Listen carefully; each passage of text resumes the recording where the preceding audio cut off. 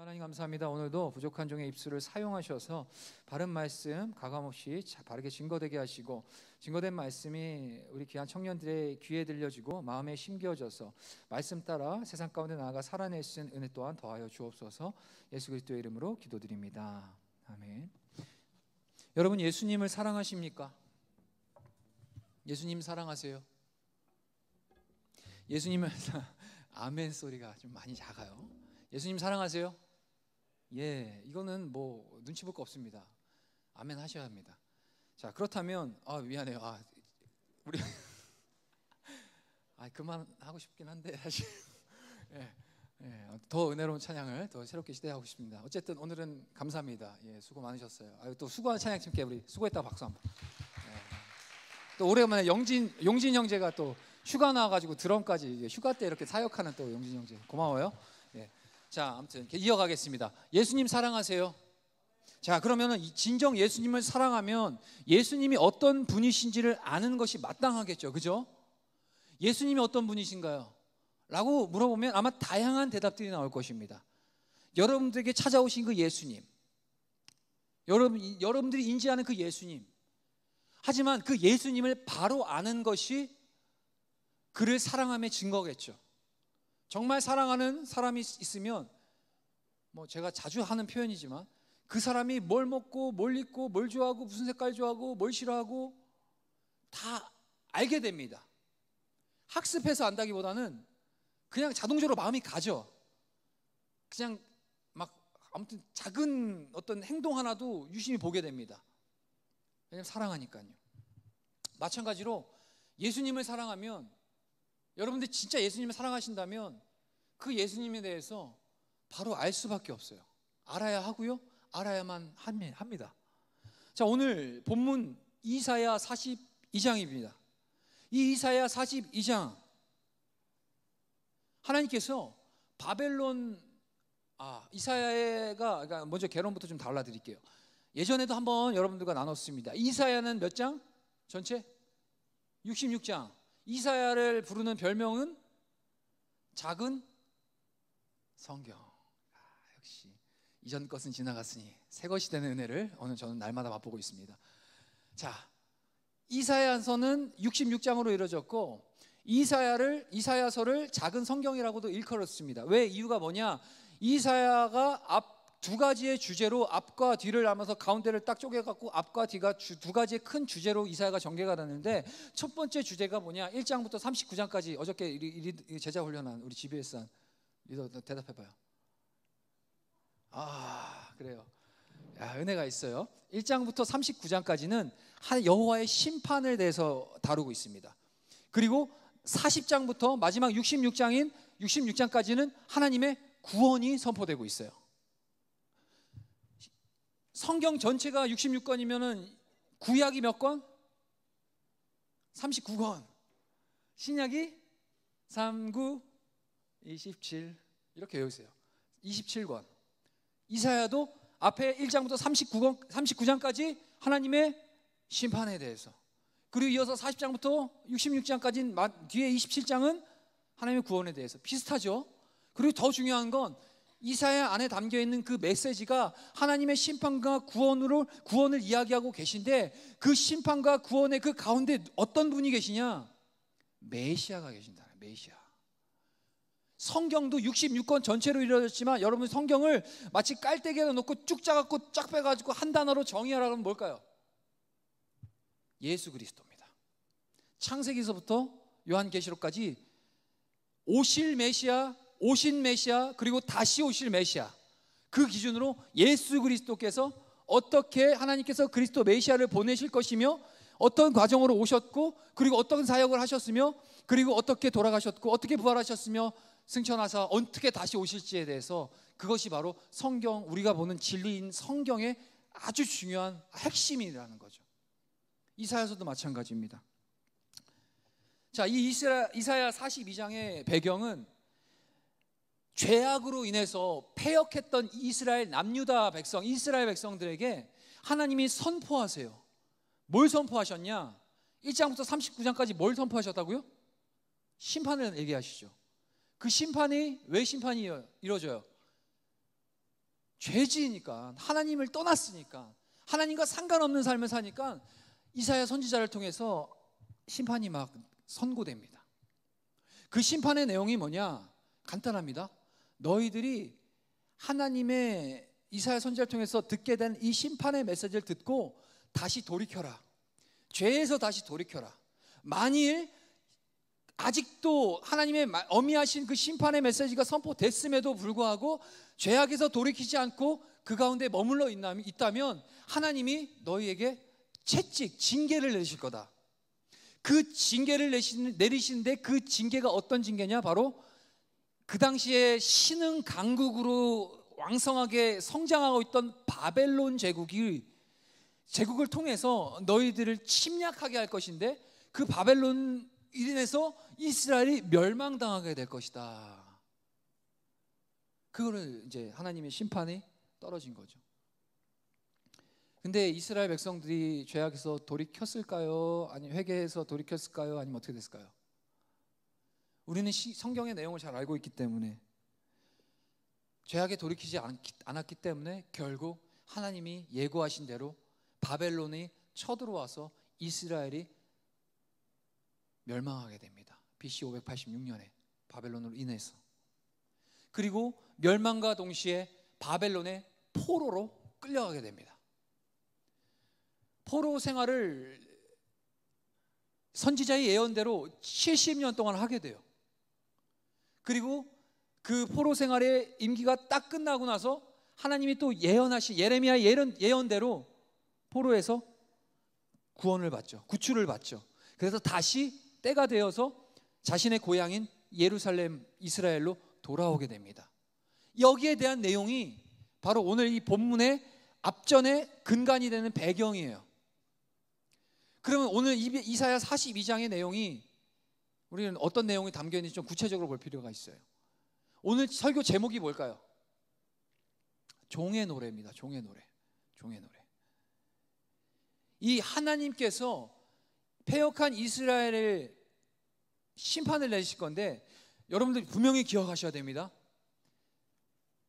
어쩌면 지금 여러분들이 신앙인으로서 서 있는 지금 여러분들의 현 시점에 여러분들의 삶이 여러분들 스스로 느끼기에, 아, 나는 지금 저주받고 있어, 고난받고 있어 라고 느끼는 사람이 있을 수도 있어요. 지난 시간에도 제가 제자들을 통해서 얘기했지만, 예수님 믿는다고 나이스한 생활, 우리가 생각하는 그런 파라다이스가 존재하지 않아요.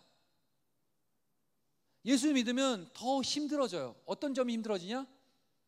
복음 때문에 감당해야, 이 땅에서 감당해야 될 그런 고난들이 있다는 거죠. 그렇다면 그건 이제 복음 때문에 감당해야 되는 그 고난이 문제고, 제가 지금 여러분들에게 드리고 싶은 얘기는 죄악으로 인해서 믿는다 하면서도 주님을 나의 신실한 구주로 믿고 영접하고 주일날 이렇게 예배 나오고 끊임없이 어릴 적부터 주일 성수하고 나름 종교적인 어떤 이런 모습들을 잘 갖추어서 살았는데, 지금 죄는 여전히 있는 거예요. 끊어내지 못하는 그 죄, 얘기하지 못하는 죄, 누군가에게 얘기할 수 없고 나만 하는 그런 죄. 나만 할까요? 하나님 아시죠? 그런 죄악의 문제 때문에 여러분들이 지금 현재 고난을 받고 있지는 않습니까?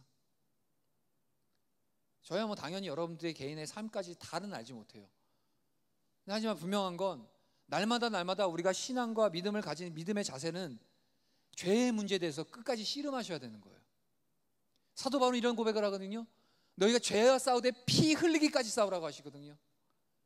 목숨 걸고 내 죄의 문제를 가지고 투쟁을 하라는 거예요. 어쨌든 하나님의 그 거룩하심은 죄의 문제를 가만히 보실 수 없죠. 죄에 대해서 반드시 물으셔야 되고 거기에는 대가를 치르게 하셔야 돼요. 죄의 싹은 뭐라고요? 사망이야. 죄의 싹은 사망입니다. 죄지면 죽어야 돼요. 생물학적인 죽음을 넘어서서 영원한 영벌, 우리가 잘 알고 있는 그 지옥, 거기 가야 되는 거예요. 근데 하나님의 사랑과 긍휼은 그대로 내버려 두지 않냐 하시죠. 너무나도 귀에 딱지가 들 정도로 너무나도 여러분들 잘 들은 그 얘기, 진짜 그만 좀 했으면 하는 그 얘기, 하나밖에 없는 예수님 보내셨다는 그 얘기, 그 복음의 진리, 예수 그리스도께서 이 땅에 오셔서 우리의 죄를 다 대속하시고 내가 달려야 될 그 십자가 주님이 달리셔서 우리를 구원으로 인도해 주셨죠. 자, 무슨 얘기를 드리고 싶냐?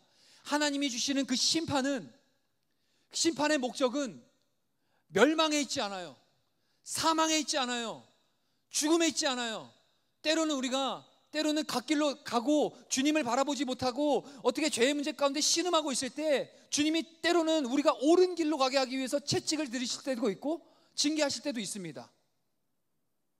근데 하나님께서 그리 하시는 이유가 뭔지 아세요? 우리를 괴롭히시려고? 우리를 영원한 영벌에 처하게 하시려고? 아니에요. 그럼 애시당초 예수님 보내시지도 않았어요. 하나님이 심판하신 이유는 단 하나입니다. 우리를 살리시기 위해서, 다시 돌아오게 하시기 위해서. 이스라엘도 마찬가지였습니다. 이사야 선지자를 통해서 돌아오라, 이 패역한 이스라엘을 향해서 경고의 메시지를 주시는데 듣지 않죠. 듣지 않고 여전히 죄악 가운데 머물러 있을 때 어쩔 수 없이 하나님은 자신의 백성을 향해서 그 이방 바벨론이라는 그 제국을 사용하셔서 멸망시킬 수밖에 없으셨어요. 근데 그 목적이 뭐라고요? 그들을 죽이려고? 그들을 그냥 말 그대로 멸망시키려고? 아니요. 다시금 회복시키시기 위해서. 오늘 본문의 메시지가 하나님의 회복을 다루고 있습니다. 하나님께서 회복시키실 것인데, 지금 비록 너희들은 죄악 때문에 멸망할 것이고 바벨론의 포로에서 70년의 고난을 당하게 될 것인데, 때가 차면 하나님이 반드시 너희에게 회복을 시키실 것인데, 그 회복을 어떻게 시키실 것이냐? 바로 나 여호와의 종을 너에게 보내사 이전 영광보다 더 큰 영광의 새 일을 너희에게 행하겠다라는 소망과 희망과 하나님 사랑의 메시지가 이사야서를 통해 선포되고 있는 겁니다. 오늘 저와 여러분들에게 선포되고 있는 거죠. 제가 서두에 예수님 사랑하십니까? 라고 물었죠. 그러면 예수님 얼마나 알고 계십니까? 지금까지 뭐 잘 그냥 추상적으로 그냥 예수님이 십자가에 못 박히셨고 예천년전에 오셨대, 나를 위해 죽으셨다고 하는데, 뭐 이 땅에서 뭐 적당히 이제 중풍병자 고치고 죽은 자 살리시고 눈먼 자 보게 하시고 이런 사역이시다가 이렇게 이 정도 그렇게도 아는 게 감사하죠. 하지만 그 예수님의 어떤 분이신지에 대해서는 이미 수백 년 이전인, 아니 수천 년 전인 구약 시대 때부터 예수님이 오심을 증거하고 계신다는 거예요. 그리고 오늘 이 본문 이사야 42장 1절에서 9절까지가 이것을 뭐라고 부르냐? 이사야 42장 1절에서 9절까지의 내용을 뭐라고 불러요? 아까 이사야를 작은 성경이라고 불리듯이 이 구간을 뭐라고 부르냐? 바로 여호와의 종, 곧 종의 노래다라고 불러요. 종의 노래. 그래서 오늘 제목이 제가 종의 노래라고 달았습니다. 그럼 대충 여러분들 이제 오늘 설교가 어떤 걸 제가 얘기를 드릴지에 대해서 대충 짐작해 갈 겁니다. 제가 누구에 대해서 얘기할 거예요? 여호와의 종. 그가 누구실까요? 예수님, 메시아. 하나님이 이스라엘 백성에게 회복을 주실 것이고, 다시금 이전의 모습보다 더 큰 영광으로, 더 나은 회복으로 하나님이 이스라엘을 이뤄 가실 건데, 그 회복의 도구로 하나님이 붙드시는 회복의 통로로 사용하신 그가 바로 여호와의 종이다. 그 여호와의 종이 어떤 분이신지 한번 차근차근 한번 봅시다. 우리 누가 두 눈으로 한번 살펴보시고 한번 확인해 봅시다. 자, 이사야는 이사야서 66권 그 전체 가운데 이 종의 노래라는 것을 4편을 기록해 뒀습니다. 이거는 여러분 상식적으로 아셨으면 좋겠어요. 첫 번째가 오늘 본문인 42장이 1절에서 9절까지가 종의 노래, 첫 번째 종의 노래입니다. 그리고 49장에 가도 1절부터 7절까지가 종의 노래 2탄이 나옵니다. 그리고 50장 4절과 9절 사이에 종의 노래, 세 번째 종의 노래가 나와요. 그리고 마지막으로 52장에 네 번째 종의 노래가 나옵니다. 이 여호와의 종, 이만큼 4번이나 담아놓은 이 정말 중요한 이 성경, 진리라고 믿는 이 성경 안에 이 엄청난 방대한 분량의 그 분량을 할애하면서까지 무려 4번이나 종의 노래를 담아놓은 이유가 뭘까요? 단순하죠? 중요하니까. 모르면 안 되니까. 중요하니까. 근데 오늘 이사야 42장 오늘 본문은 첫 번째 종의 노래입니다.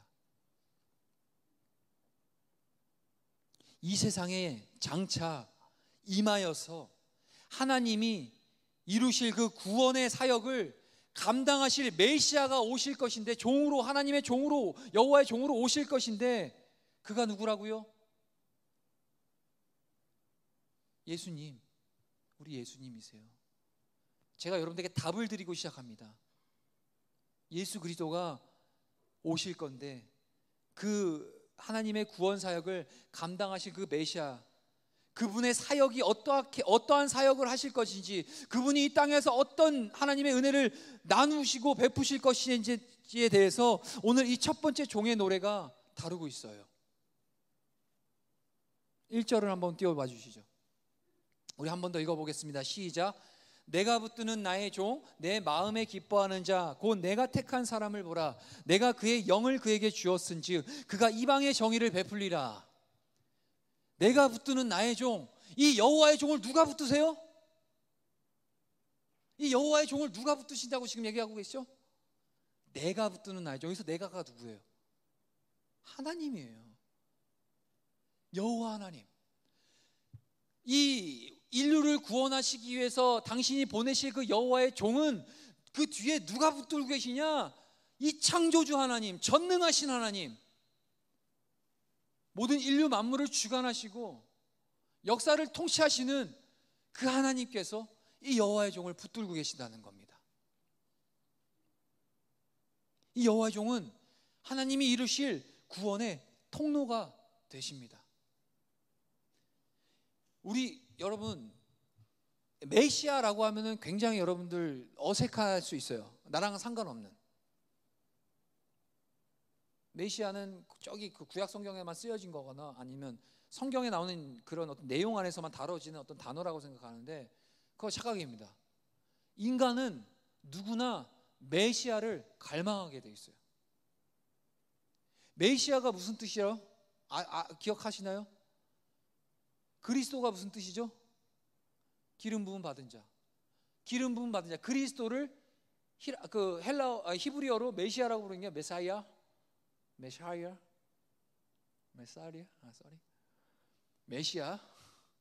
좀 조는 것 같아서. 그 인간은 누구나 메시아를 갈망해요. 어떻게 이걸 알 수 있냐?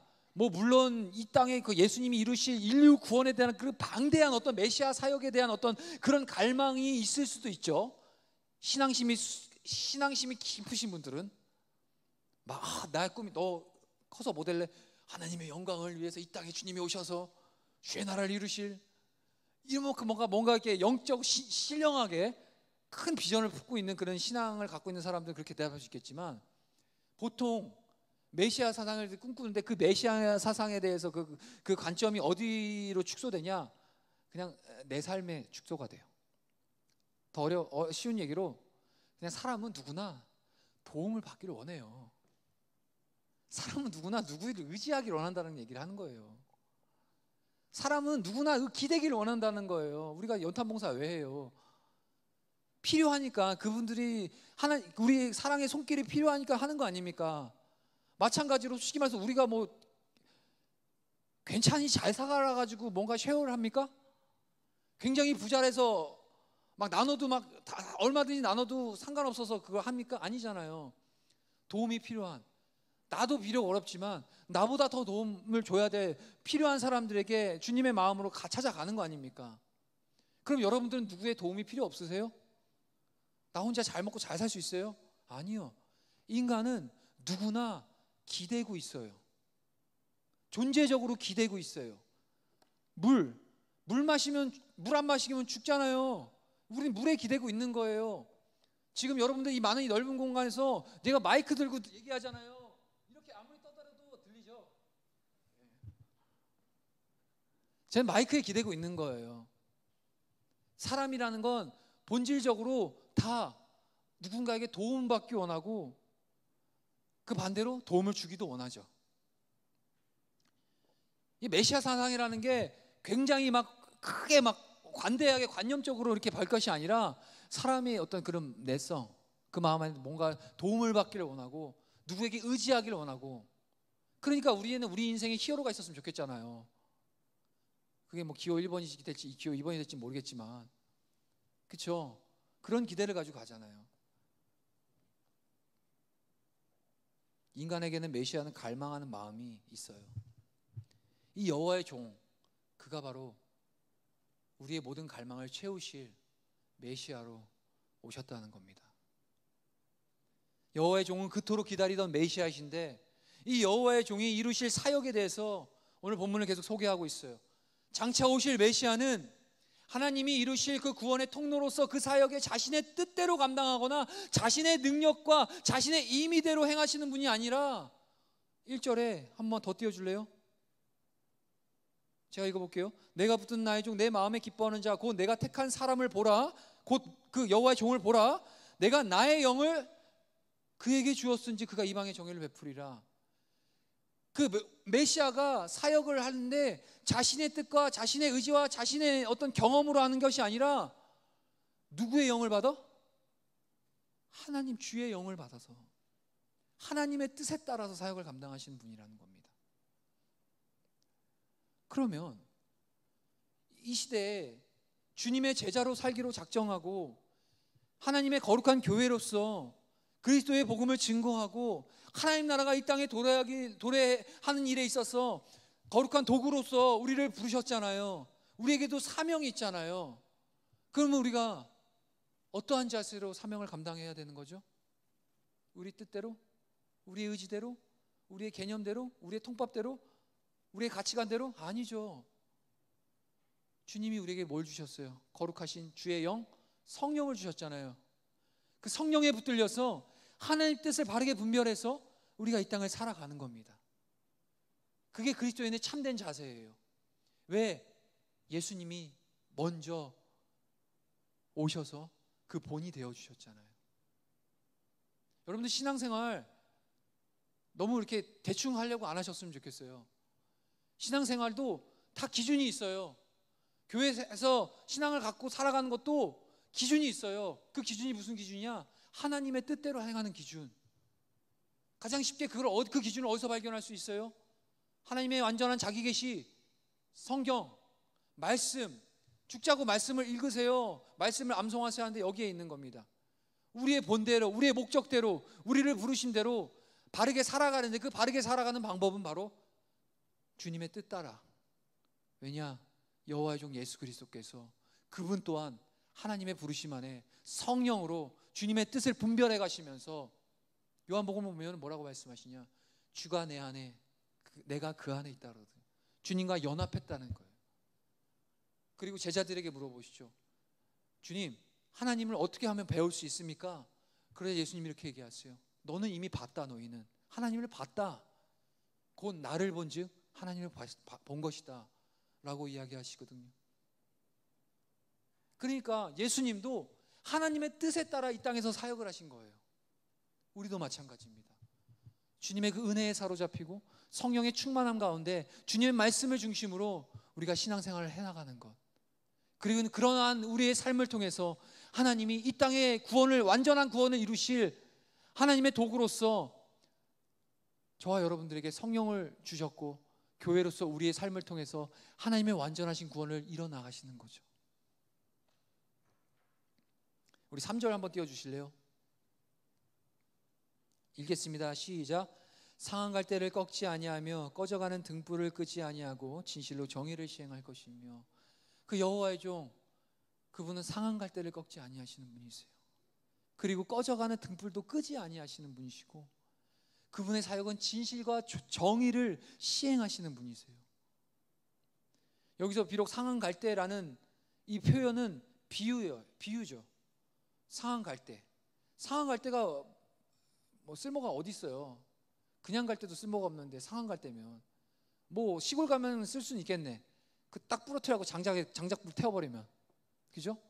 근데 우리 여호와의 종, 곧 오실 그 메시아, 우리 주 예수 그리스도, 그분은 어떤 사역을 하시냐? 그 상황 갈 때도 꺾지 아니하시는 분이에요. 죄악으로 인해서 육체적으로 정신적으로 돌이킬 수 없을 만큼 큰 타격을 입어버린 인간의 우리 상태를 지금 상황 갈 때로 표현하고 있는 겁니다. 특별히 죄로 인해 우리의 영혼이 더러워진 그 상태를 비유하고 있어요. 그런데 여호와의 종은 이런 인간들을 꺾어버리지 않으실 것이라는 얘기입니다.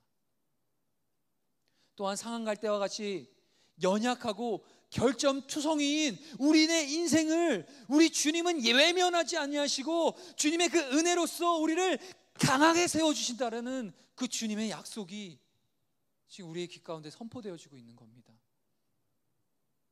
소망이 되어야 됩니다, 여러분. 마치 지금 여러분들이 마음의 심령이, 그리고 여러분들에게 주어진 삶의 현장이 상한 갈대처럼 아무짝에도 쓸모없을 것처럼 내 자신조차도 그렇게 느껴지고 내 인생이 그렇게라도 느껴지는, 혹시라도 그런 분들 계시나요? 절망감 속에 빠져 있고 상실감 가운데 거해 있고 무기력함 속에서 더 이상 소생할 것 없고 좌우를 보고 위아래를 봐도 붙잡을 것 하나도 없는 것 같은, 정말 그 시간 절망 가운데 놓여 있는 하나님의 사람들 여기 계신가요? 그런 주님이 찾아가신다고 하시잖아요. 나는 상황 갈 때 꺾지 않아. 꺼져가는 등불도 끄지 아니하신다. 우리 예수님이 우리를 그렇게 바라보고 계세요. 그리고 꺼져가는 등불에 연기가 어떻게 나요? 기름이 다 태워져서 연소되면은 그 연기가 그냥 시커먼 연기만 나요. 그죠? 불이 나는 게 아니라 연기만, 아주 그냥 고약한 안 좋은 유해 물질만 타요. 그건 빨리 다 꺼트려 버려야 되는 거예요. 쓸모가 없는 불이죠. 우리들 같은 금방 꺼버리겠죠. 캠핑 좋아해요? 가고 싶어요? 네.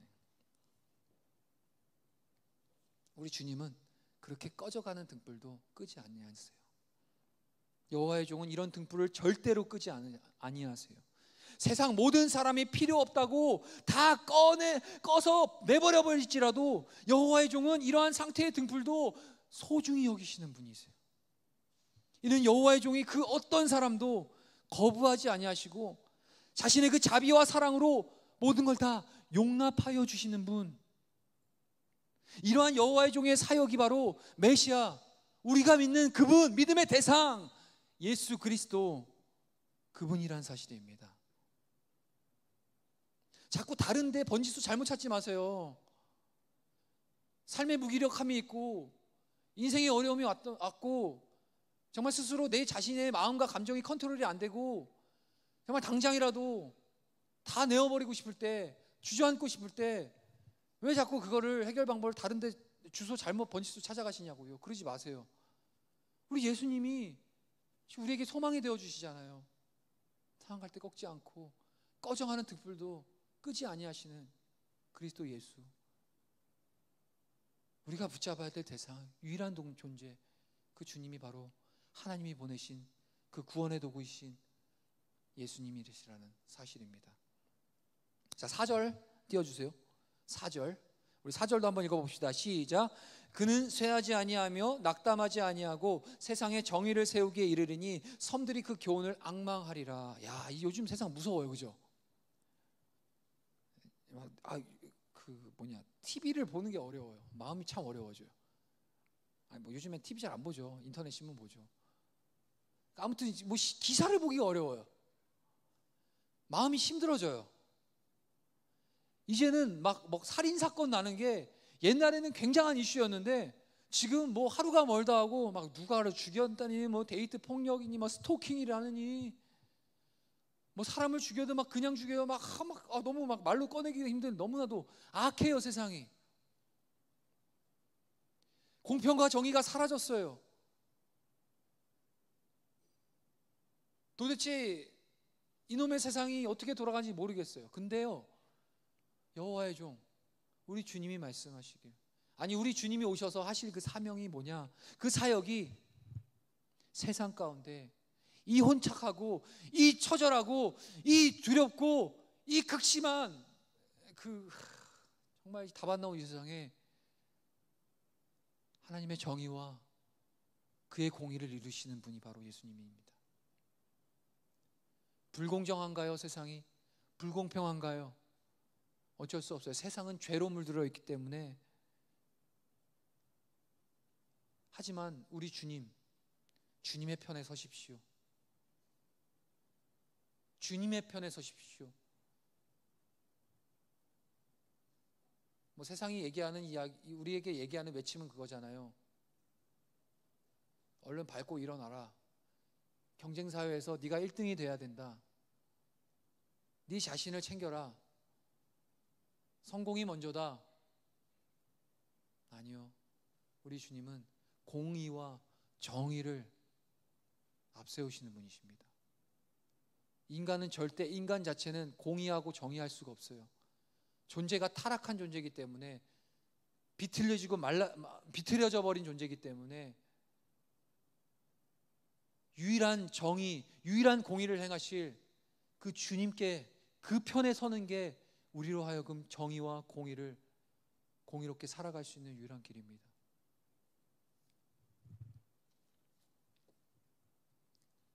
그리고 4절 처음에 뭐라고 말씀하십니까? 그는 쇠하지 아니하며 낙담하지 아니하시는 분이라 그래요. 그는 결코 꺼지지 아니하고 그는 결코 상하지 않는다 라는 의미가 이 안에 담겨 있죠. 앞서 3절에 상할 때를 꺾지 아니하시고 우리가 꺼져가는 그 우리의 영혼을 등불을 끄지 아니하시는 그 주님, 어떻게 우리 주님이 그렇게 하실 수 있으냐? 바로 그분 자체가 쇠하지 아니하시고 낙담하지 아니하시는 분이시기 때문이에요. 그분 자체가 꺾어지지 아니하시는 견고한 등불과 같은 분이시고요.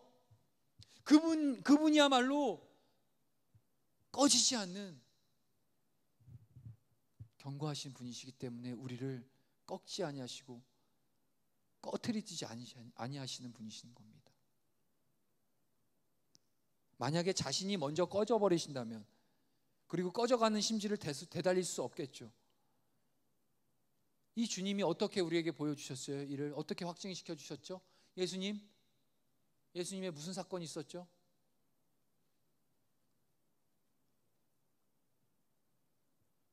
부활. 자신은 소멸되지 아니하시는 분이시잖아요. 꺾어지지 아니하시는 분. 예수님이 사망과 권세를 십자가에서 죽으셨지만 그 죽음을 박살내시고 3일 만에 부활하셔서 죽음을 이기셨잖아요.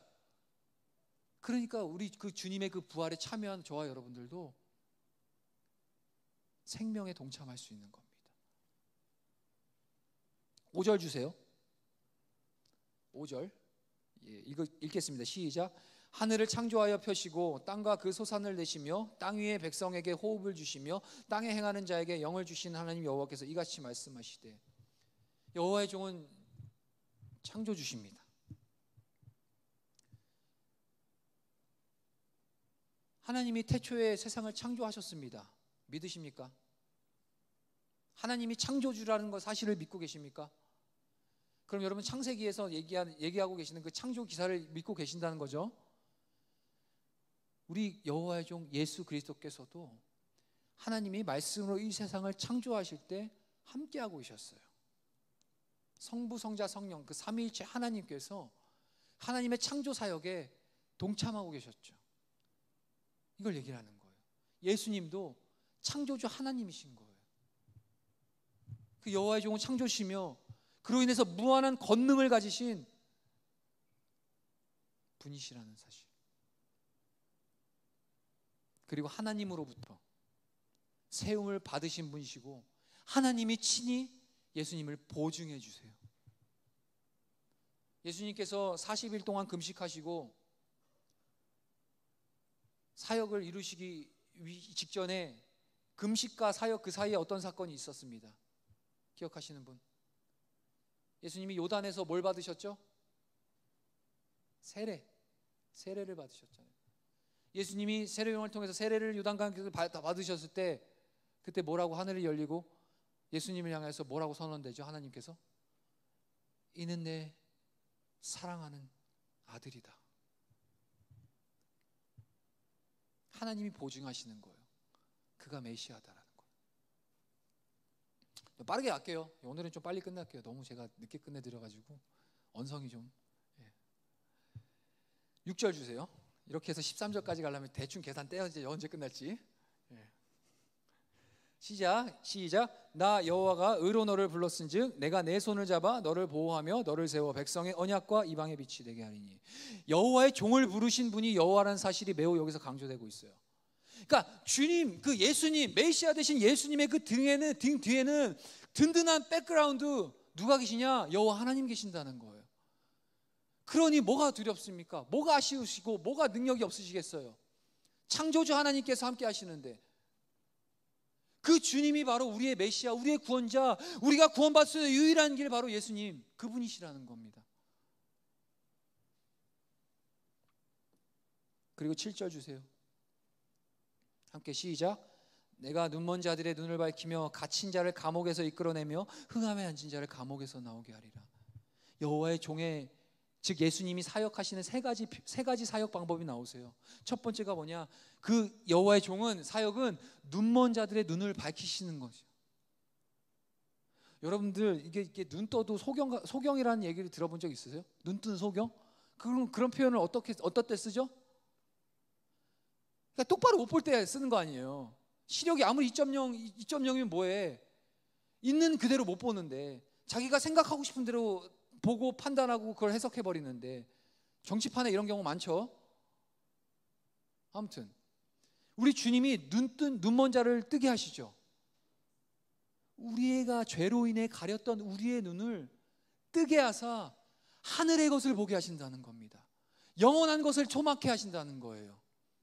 그게 우리 주님의 사역이시죠. 그리고 갇힌 자를 감옥에서 이끌어내시는 분이 주님이십니다. 이렇게 되면 이제 우리가 우리의 주님의 은혜를, 내가 갇힌 자를 감옥에서 끌어내시는 그 주님의 은혜를 내가 맛보아 누리는 것이 우리에게 큰 은혜이기 때문에 얼른 감옥을 들어가야겠죠. 큰일 납니다. 갇힌 자를 감옥에서 끄집어내시는 사역. 저와 여러분들이 예수님 알기 전에 어디에 갇혀 있었습니까? 죄에 갇혀 있었죠. 악한 마귀 권세에 갇혀 있었죠.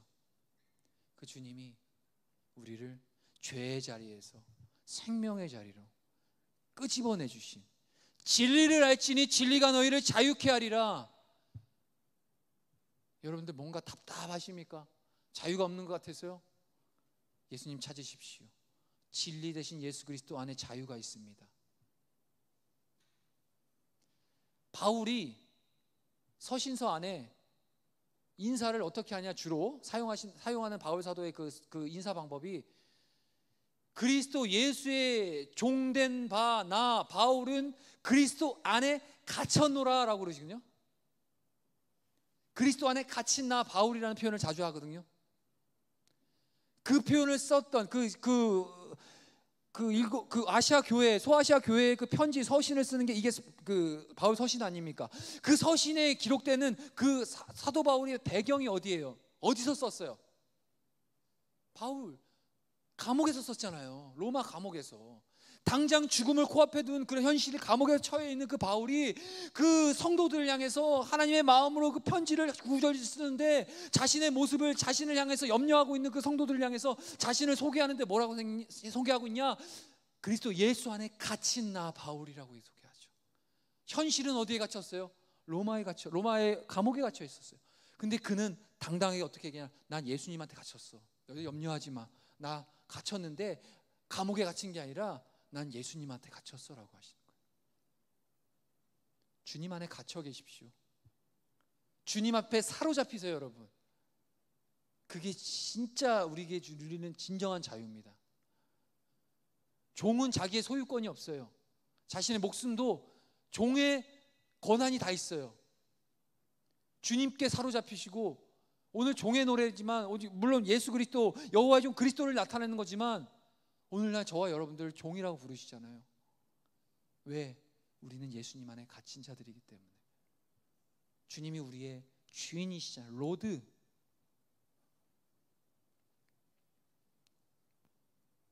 우리가 주님 안에 갇힐 때 생명이 있고 소망이 있고 진정한 자유가 있는 겁니다. 자, 8절 시작. 나는 여호와니 이는 내 이름이라. 나는 내 영광을 다른 자에게 내 찬송을 우상에게 주지 아니하리라. 여호와의 종을 보증하시는 주체 바로 여호와이심을 강조하고 있는데요, 이 여호와의 이름의 의미가 여기서 중요합니다. 이 예수 그리스도 그분을 보증하시는 분이 여호와, 나는 여호와, 내 이름은 여호와다 라고 지금 하고 계신데, 여호와라는 이름의 뜻을 아는 분, 야훼라고도 하죠. 야훼. 이 뜻은 뭘 갖고 있냐? 스스로 계신 자, 스스로 있는 자라는 의미가 여호와라는 이름에 닫혀 있어요. 오늘 이 방금 8절에 나는 여호와다, 이는 내 이름이다 라고 말씀하시는 하나님이 자신이 누구시다 라고 얘기하시는 거예요. 그러면 나는 스스로 있다. 우리가 믿는 대상이 이런 분이세요. 아까 제가 마이크를 비유했고 물을 비유했고, 여러분 우리 인간은 다 기댄다, 메시아를 기다리고 있다, 뭔가를 의지하며 산다. 유일하게 스스로 완전하게 존재하시는 분이 계신데 그분이 하나님이시죠. 그분이 우리 주 예수 그리스도, 그분을 보증하시는 분이라는 겁니다. 9절 시작. 보라, 전에 예언한 일이 이미 이루어졌느니라. 이제 내가 새 일을 알리노라. 그 일이 시작되기 전에라도 너희에게 이르노라. 여러분 여기서 진짜 소망이 있습니다. 그분을 통해서, 그리스도를 통해서 우리에게 새 일을 행하시는 거거든요. 정말 이전에 과거 주님을 알지 못했던, 죄의 장아찌 노릇하고 살던, 표현이 저급해서 죄송합니다, 죄에 아주 찌들어버린, 그냥 남는 건 결론은 죽음과 절망과 저 영원한 형벌밖에 안 남아버린 그 죄의 자리에서 우리를 구원해 주시죠. 그러려고 오셨고요. 거기서 끝이 아니죠. 이제는 새 일을 행하시는 겁니다. 저와 여러분들의 인생을 어떻게 새 일로 바꿔주셨나요? 이따가 이제 여러분들 다 돌아가셔서 세리머니 할 때 나누셔야 돼요. 3번 질문입니다. 당신은 신앙인으로 살아가시는 것에 대한 기대감이 있나요? 그리스도인으로 살아가는 일에 대해서, 여러분들 존재에 대해서 기대가 있나요? 주님이 여러분들의 인생을 통해서 새 일을 행하실 거라는 기대가 있으신가요? 그저 예수 믿으면 인생이 조금 취업 잘 될 것 같고, 기도 많이 해주시면 내 인생이 탄탄대로울 것 같은, 내가 생각한 그대로 디자인 될 것 같은 그런 기대감 말고요, 이런 이방 샤머니즘 잡종교회도 있을 만한 그런 뻔한 상식 말고요, 나를 통해, 하나님이 나를 통해 이루신 그 새 일은 뭐냐? 주님이 이 땅에 이루실 하나님의 나라. 예수님께서 지금 승천하셔서 하나님 보좌 우편에서 우리를 위해 중보하고 계시죠. 그러면 우리가 성령에 붙잡혀서 살아가는 그리스도의 교회인 저와 여러분 한 사람 한 사람의 인생을 통해서 하나님의 남은 그 구원 사역을 이뤄가신다는 겁니다. 그것이 뭐라고요? 복음 증거하는 거죠. 선교하는 거고요. 새 일을 행하시는 겁니다. 예수님 알기 전에 그저 나라는 존재에만 너무 막 집중하느라고 답이 안 나고, 스스로 어떻게 해결할 수 없는 이 삶의 작은 문제 앞에서도 어느 것 하나 해결할 수 없는 이 존재적 장아찌, 예수님이 그걸 구원하셔서 이제는 우리에게 비전 새 일을 주시는데, 하나님의 그 구원 사역에 동참케 하시는 거. 여러분, 그러니까 여러분들 인생이 굉장히 존귀한 겁니다. 스스로 여러분들을 평가절하하지 마세요. 여러분들 인생은 고귀한 거예요. 존귀한 겁니다. 주님의 생명값으로 치르신 사신 거예요. 그리고 여러분들 인생을 통해서 하나님의 나라가 이 땅을 이루어지는 거예요. 하나님의 교회를 통해서. 정리할게요. 마무리할게요. 나머지 10절과 13절에는 어떤 얘기가 나오냐, 깊이 있게 다뤄보기는 좀 시간 관계상 어렵지만 결론만 얘기하면 하나님을 찬송하는 찬송시가 나오고 있습니다. 예수 그리스도, 그 오실 메시아, 그 종에 대해서 우리에게 말씀해 주시고, 그 구원이 결국에는 그 구원을 받은 하나님의 백성들을 통해서 하나님의 영광을 드러낸다는 거예요. 이사야 43장 21절, 이 백성은 내가 나를 위하여 지었나니 나를 찬송하게 하려 함이니라. 우리의 존재와 정체성이 다시 회복되는 겁니다. 하나님을 찬양해요. 뭐라고 하죠? 우리 10절 한번 띄워봐 주실래요? 우리 빠르게 한번 쭉 읽어봅시다. 10절부터 13절까지 쭉 읽어봅시다. 시작. 항해하는 자들과 바다 가운데의 만물과 섬들아 거기에 사는 소리를 찬송하라. 광야와 거기에 있는 성읍들과 게달 사람이 사는 마을들은 소리를 높이라. 셀라의 주민들은 노래하며 산꼭대기에서 즐거이 부르라. 여호와께 영광을 돌리며 섬들 중에서 그의 찬송을 전할지어다. 여호와께서 용사같이 나가시며 전사같이 분발하여 외쳐 크게 부르시며 그 대적을 크게 치시리로다. 우리 주님이 우리의 삶을 이렇게 이끌어 가신다는 거예요. 그 구원 가운데 동참한 하나님의 백성들을 통해서 하나님의 찬송을 받으시겠다는 겁니다. 그리고 하나님의 구원이 한낱 이스라엘이라는 편협한 하나의 민족에 끝나는 것이 아니라 모든 열방이 주님을 보는 그날이 올 것이다라고 얘기하시는 거죠. 그 도구로 그들을 하나님이 이걸 위해서 여호와의 종 우리 주님을 보내주셨고 그 주님의 은혜로 구원받은 저와 여러분을 통해서 하나님은 새 일을 이뤄가실 것입니다. 찬양팀 나와주세요.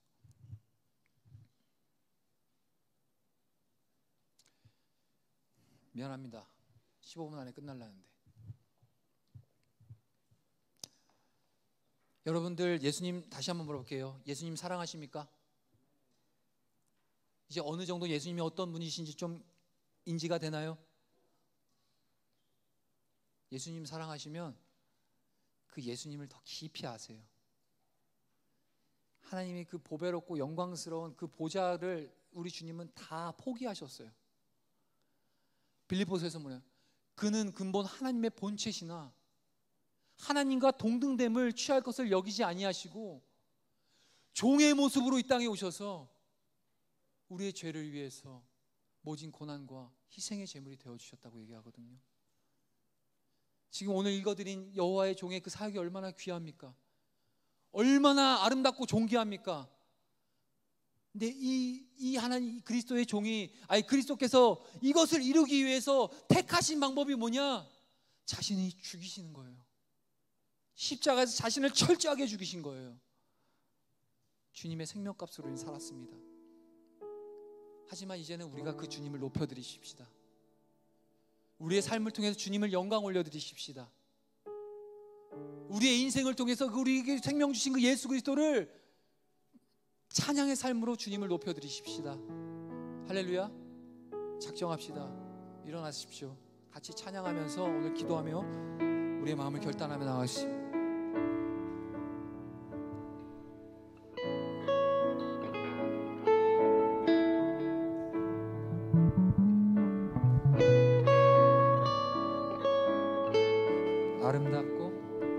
아름답고 놀라운 주 예수 말로 할 수 없네. 그 측량할 수 없는 위엄 주님과 같은 분 없네. 한없는 그 지혜와 사랑 그 누구도 다 알 수 없네. 아름답고 놀라운 주 보좌에 앉으셨네. 보좌에 우리 이렇게 고백하시다. 주님 앞에 내가 서 있네. 주 앞에 내가 서 있네. 그는 거룩하신 하나님 그 앞에서 우리 한 번 더 주님 앞에 서 있네. 주님 앞에 내가 서 있네. 주 앞에 내가 서 있네. 그는 거룩하신 하나님 그 앞에 우리 마음과 우리 뜻을 담아서 다시 한번 주님 앞에 내가 서